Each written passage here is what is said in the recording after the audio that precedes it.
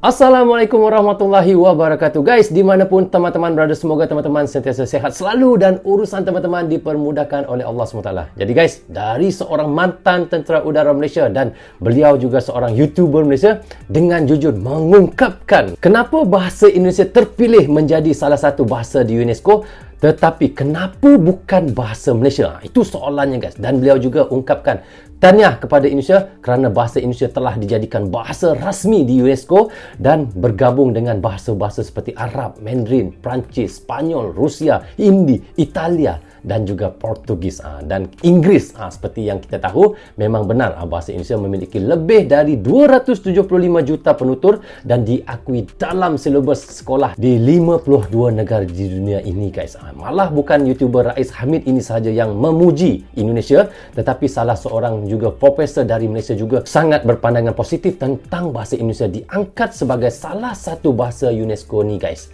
Jadi siapakah beliau dan kenapa bahasa Indonesia dipilih sebagai bahasa UNESCO tetapi bukan bahasa Malaysia? Bagaimana ceritanya? Tapi sebelum itu saya mohon kepada teman-teman jangan lupa subscribe untuk channel iaitu Rais Hamid ataupun RH TV dan klik tombol lonceng sekali tanda dukungan teman-teman kepada channel beliau.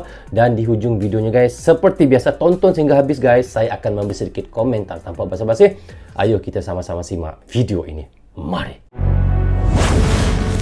Rozul Channel.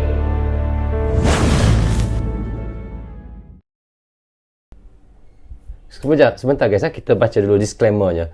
Video ini mewakili pendapat peribadi aku secara keseluruhan, tidak mewakili ataupun tiada kena-mengena dengan mana-mana pihak atau sebarang organisasi terutamanya yang berkaitan dengan ketenteraan di Malaysia. Ini adalah disclaimer daripada Kapten Rais Hamid, iaitu YouTuber daripada Malaysia ini guys. Ayo kita lanjut bagaimana ceritanya ya.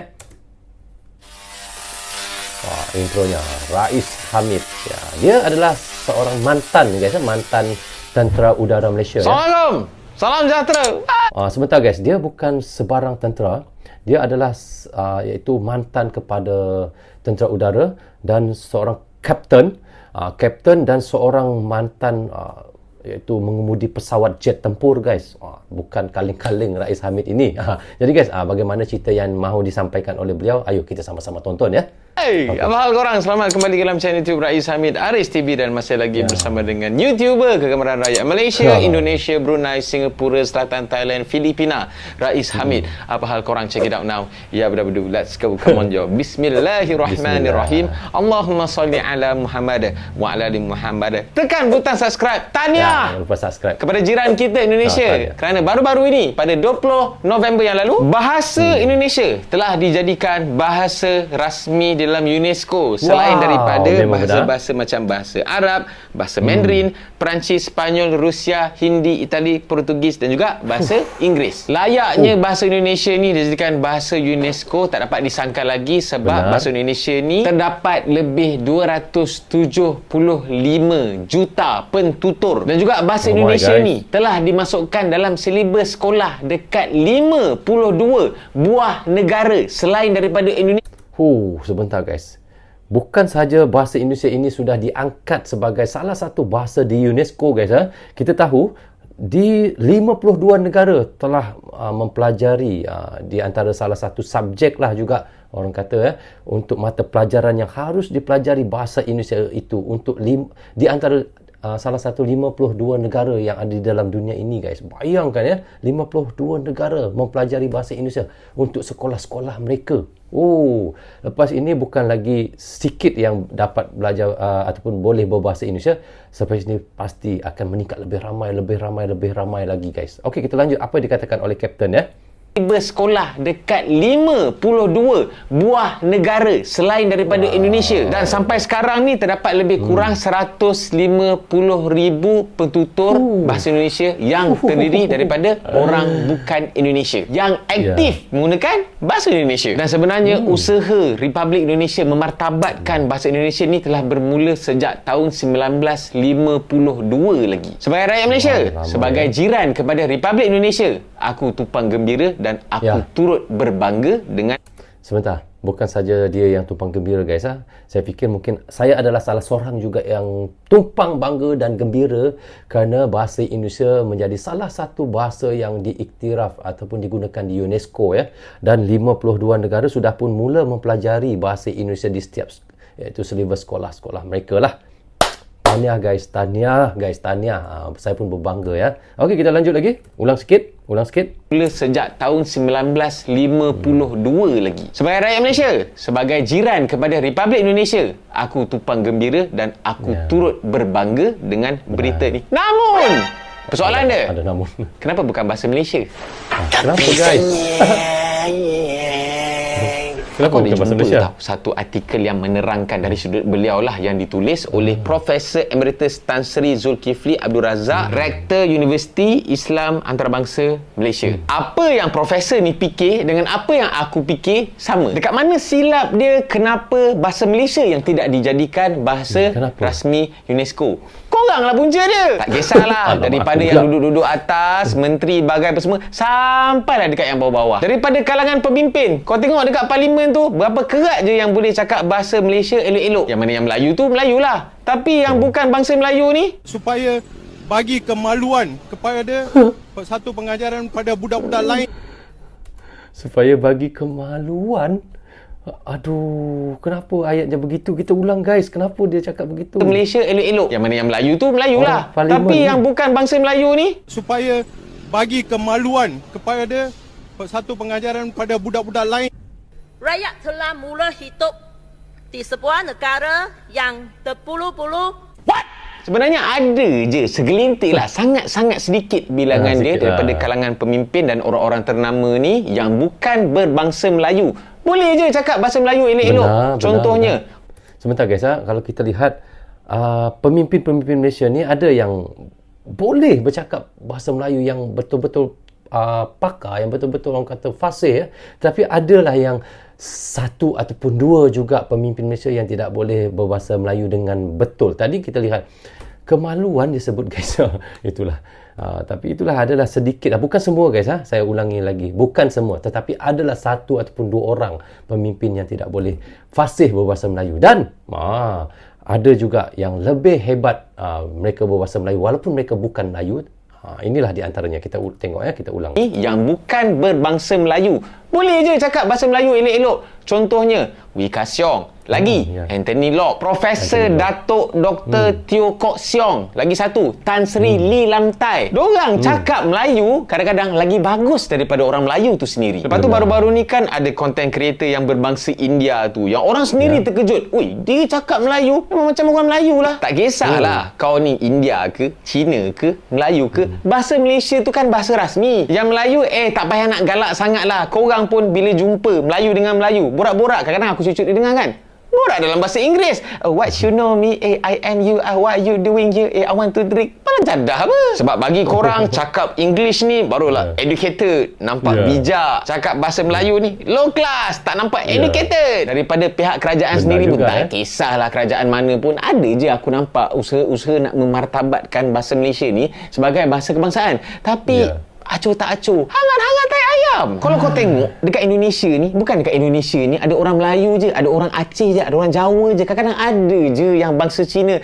Tapi bila diorang buka mulut cakap bahasa Indonesia je, memang tak ada bunyi macam Cina sikit ke, bunyi macam India sikit ke, memang bunyi bahasa Indonesia, memang itulah bunyi dia. Jadi dalam sebentar guys, memang benar guys. Saya pergi ke Indonesia, saya bertemu dengan orang Cina.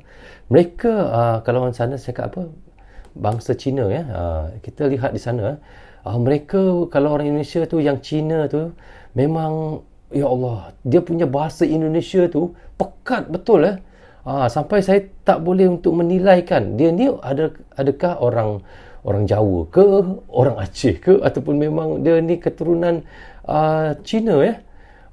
Dia bercakap tu memang benar-benar bahasa Indonesianya betul-betul fasih ya. Itulah yang sangat hebatnya orang Cina di Indonesia itu ya.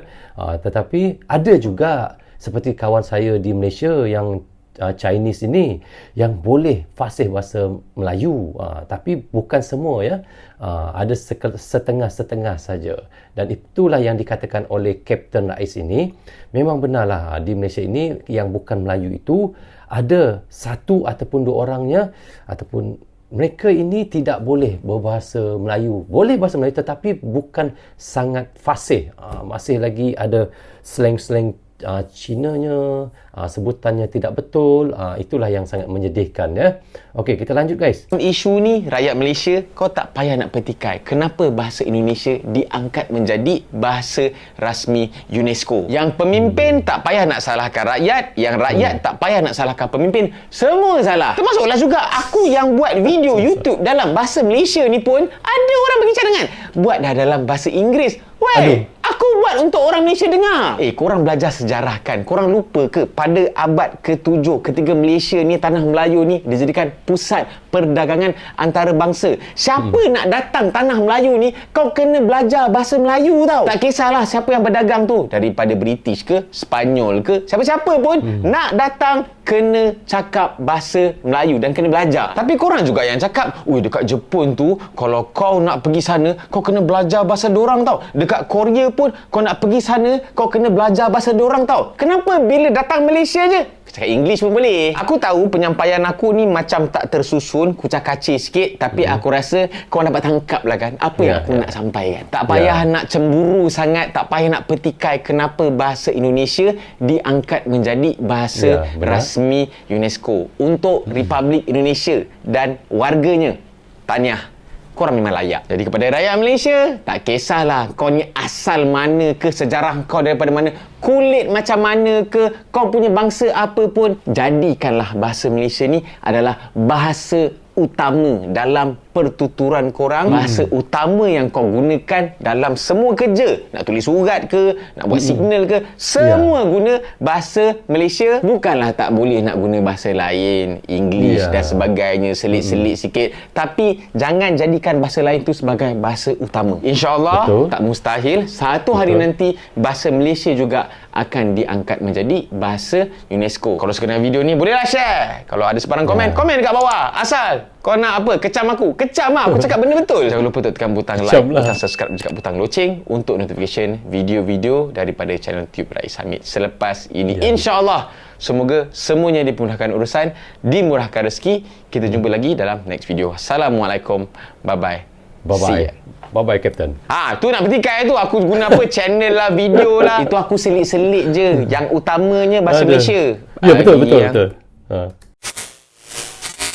Okey guys, sudah pun kita tonton dan reactionkan tadi dari seorang mantan tentera udara Malaysia dan beliau juga seorang YouTuber Malaysia dengan jujur mengucapkan tahniah kepada Indonesia kerana bahasa Indonesia telah dijadikan bahasa rasmi di UNESCO dan bergabung dengan bahasa-bahasa seperti negara Arab, Mandarin, Perancis, Spanyol, Rusia, Hindi, Italia, Portugis dan Inggeris. Seperti yang kita tahu, memang benar bahasa Indonesia memiliki lebih dari 275 juta penutur dan diakui guys dalam silibus sekolah di 52 negara di dunia ini. Dan lebih bangga lagi, terdapat lebih kurang 150,000 penutur dari kalangan bukan Indonesia. Apa yang jelas sekali, kita lihat Republik Indonesia telah memartabatkan bahasa ini sejak 1952 lagi guys. Sudah lama guys, sebelum Malaysia merdeka lagi dia sudah martabatkan bahasa Indonesia ini. Dari apa yang kita reactionkan tadi, beliau sebut juga meskipun gembira dengan prestasi Indonesia, sebagai rakyat Malaysia bertanya, mengapakah bukan bahasa Malaysia yang diangkat menjadi salah satu bahasa di UNESCO? Jadi dari apa yang dikabarkan juga tadi guys, kita lihat bukan beliau saja yang memuji bahasa Indonesia sebagai salah satu bahasa di UNESCO, tetapi seorang lagi iaitu Profesor iaitu Emeritus Tan Sri Zulkifli Abdul Razak. Maaf guys kalau saya tersalah sebut, boleh teman-teman koreksi di bawah ini. Jadi guys, katanya Rektor Universiti Islam Antarabangsa Malaysia memberikan pandangan positif dari luahan Kapten Rais tadi dan meluahkan beliau juga sedih dengan apa yang terjadi di Malaysia, dan bukan semua tetapi segelintir ya, ataupun satu ataupun dua orang saja yang bukan Melayu tidak boleh bercakap bahasa Melayu. Tetapi memang sangat sedih lah guys, kerana tinggal di Malaysia, duduk di Malaysia tetapi tidak boleh bercakap bahasa Melayu ataupun bahasa Malaysia dengan betul. Sangat sedih lah. Saya pun juga sangat sedih seperti Kapten Ais juga tadi ya. Dan saya juga sebagai rakyat Malaysia guys mengaku memang sangat bersedih dengan perkara itu. Dan jika kita semak dari perkara 152 Perlembagaan Persekutuan, dikatakan bahasa kebangsaan ialah bahasa Melayu, dan kedua katanya penetapan bahasa Melayu sebagai bahasa kebangsaan disertai dengan syarat-syarat, dan ketiga perkataan yang digunakan ialah bahasa kebangsaan bukan bahasa rasmi, dan keempat konsep bahasa kebangsaan dan bahasa rasmi adalah berbeza guys. Jadi yang kelima dikatakannya juga perkataan bahasa kebangsaan ditakrifkan sebagai bahasa perpaduan yang dipakai oleh seluruh rakyat Malaysia berbilang kaum yang ada di dalam Malaysia lah. Dan keenam, perkataan bahasa rasmi pula ialah bahasa yang digunakan oleh kerajaan dalam urusan pentadbiran. So guys, itulah tadi daripada perkara 152 Perlembagaan Persekutuan yang ada di Malaysia dan diluluskan oleh Parlimen pada tahun 1959 lagi guys ya. Dan serta matlamat penubuhan untuk memantapkan iaitu usaha bagi mengalahkan perkembangan bahasa Melayu di Malaysia ini. Dan apapun tahniah daripada saya guys untuk rakyat Indonesia dan negara Indonesia kerana bahasa Indonesia salah satu bahasa yang digunakan di UNESCO sekarang ini. Jadi bagaimana pandangan kalian? Teman-teman juga bisa komen di bawah komentar ini. Rasanya sampai di sini saja untuk reaction kita kali ini. Apapun saya ucapkan terima kasih kepada anda yang sentiasa mendukung Brozo Channel daripada dahulu hingga sekarang. Dan bagi teman-teman yang baru saja hadir, jangan lupa klik butang subscribe dan klik tombol loceng tanda dukungan teman-teman kepada Brozo Channel. Yang baik semuanya datang daripada Allah SWT. Yang salah dan silap datangnya daripada saya sendiri. Dan akhir katanya, bahasa melambangkan bangsa. Assalamualaikum. Goodbye. Bye-bye.